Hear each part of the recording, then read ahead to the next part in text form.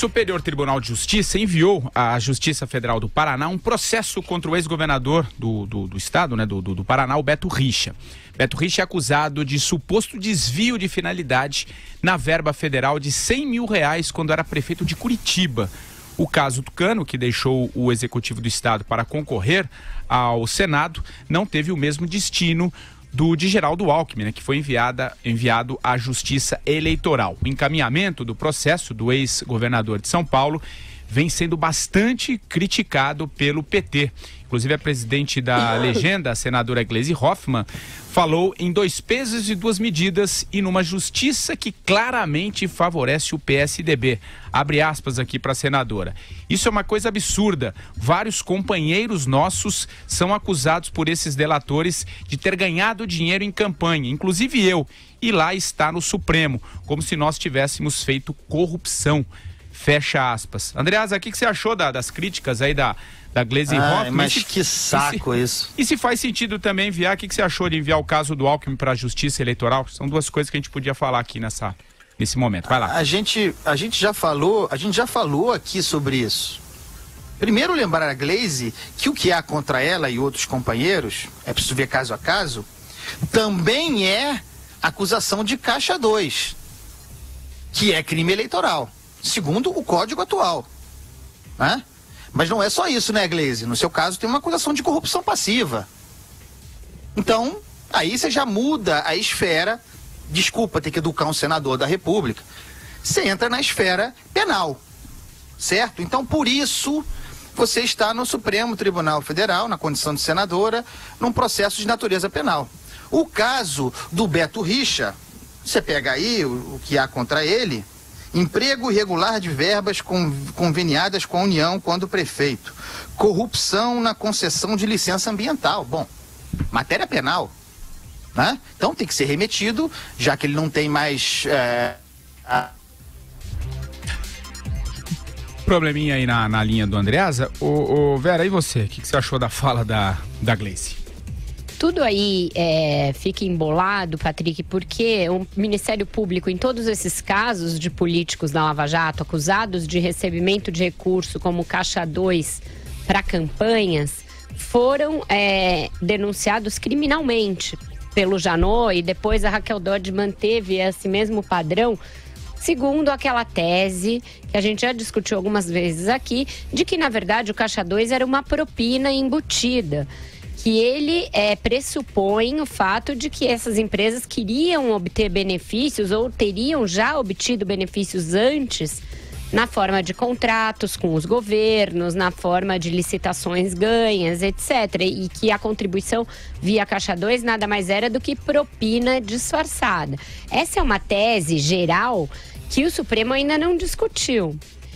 E os inquéritos no STJ estavam andando a passos ainda mais de tartaruga do que os do STF. O Alckmin foi beneficiado por uma jurisprudência aberta recentemente no STF, no caso do Paulo Scaff, que é acusado também de recebimento de propina, e como ele teve o caso dele desvencilhado de outros PMDBistas e ele não tinha foro, o caso dele desceu para a Justiça Eleitoral. Então a Nancy Andrighi do STJ fez a mesma coisa, o mesmo caminho no caso do Alckmin. O que tem por hora contra ele é a denúncia de que o seu cunhado Ademar foi o emissário de propina da Odebrecht para ele, para a campanha dele, que seria Caixa 2, mas ligado a uma propina por conta de obras no governo.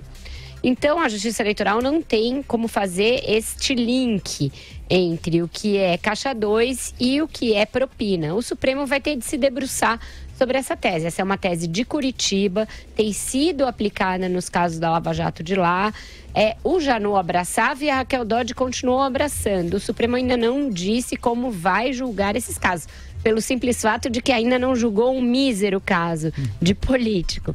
Então, a gente ainda vai se ver com essa tese. Por hora, o Alckmin respira, sim, aliviado, porque a Justiça Eleitoral tem menos instrumentos, as penas são menores, a prescrição é mais rápida, etc. A comparação com o Beto Richa não tem nada a ver, tá? Não tem nada a ver. A própria Gleice Hoffmann poderia tentar se beneficiar mais do que o Beto Richa dessa janela aí de passar os casos para a Justiça Eleitoral. A diferença é que ela continua tendo foro, então por hora o caso dela não pega o elevador. Vai lá, Marcelo Madureira. Olha, no caso do Alckmin, eu achei claramente uma manobra oportunista do candidato, né, de tentar se livrar, digamos, do caso de lei de ficha limpa, né, de um caso mais grave para o Supremo Tribunal Federal. Agora, na minha opinião, e eu sustento isso, eu acho que o crime de Caixa 2 é um crime grave. É um crime grave, né? É um crime para mim que não precisa. Você vai dizer, dinheiro não tem carimbo, isso aqui é para propina, esse aqui é para campanha. Não, é evidente que quando você recebe dinheiro de Caixa 2, está ali implícito uma troca de favores, não existe almoço grátis.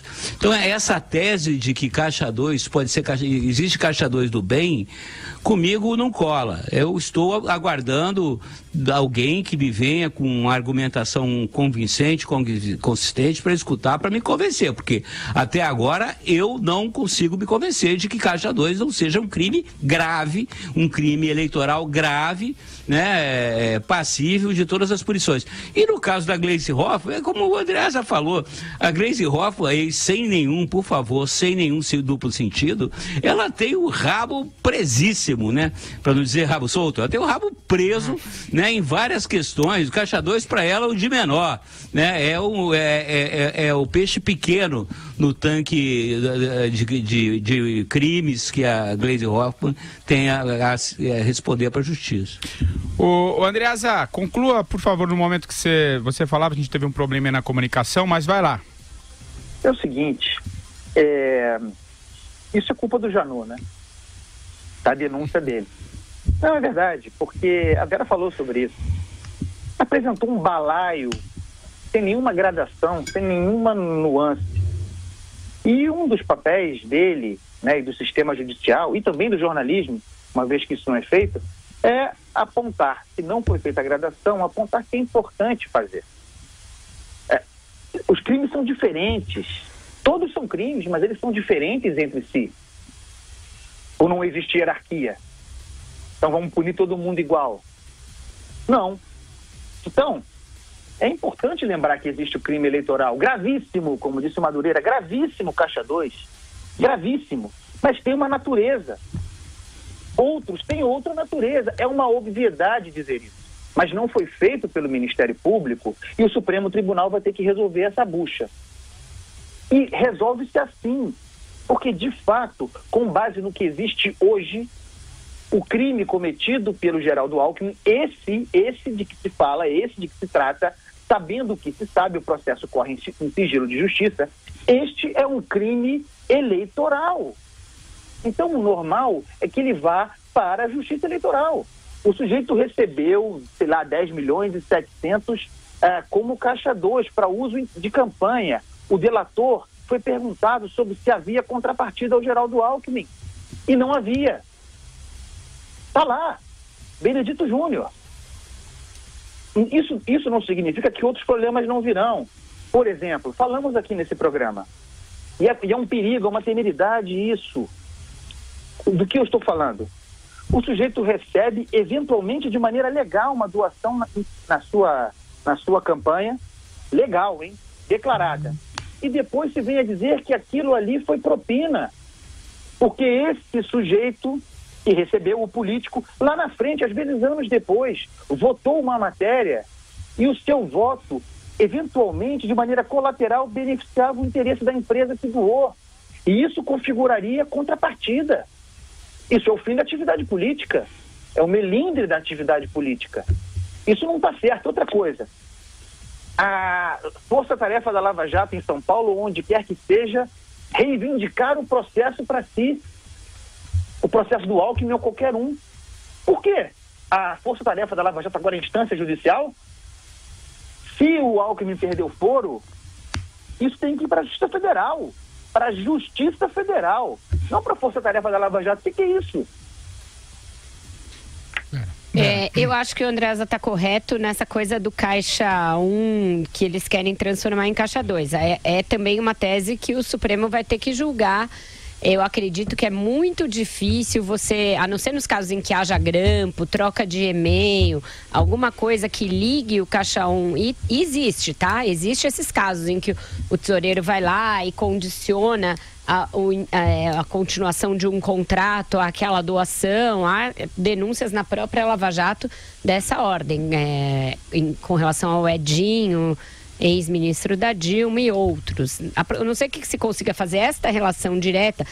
Em relação ao Eduardo Cunha também tem discussão de medida provisória que foi feita nessa base. Eu acho que a tendência do Supremo é, nesses casos, não considerar a Caixa 2, por exemplo. Esse que foi feito oficialmente. Em relação ao Alckmin, eu acho que por mais que judicialmente seja melhor para ele esse encaminhamento que se deu, o que a gente vai vendo com o desgaste aí dos últimos dias é que mesmo quem está colateralmente na Lava Jato, eu sempre disse aqui que esse processo dele era um processo colateral, que era menor, que a acusação era menor, que o grau de comprometimento dele era menor, mesmo isso tem sido suficiente para provocar um grande desgaste político. Então, as coisas estão dissociadas. O desgaste político, ele é inerente a você ter o seu nome citado nisso. Justa ou injustamente, isso é um fenômeno que está acontecendo, isso é uma constatação.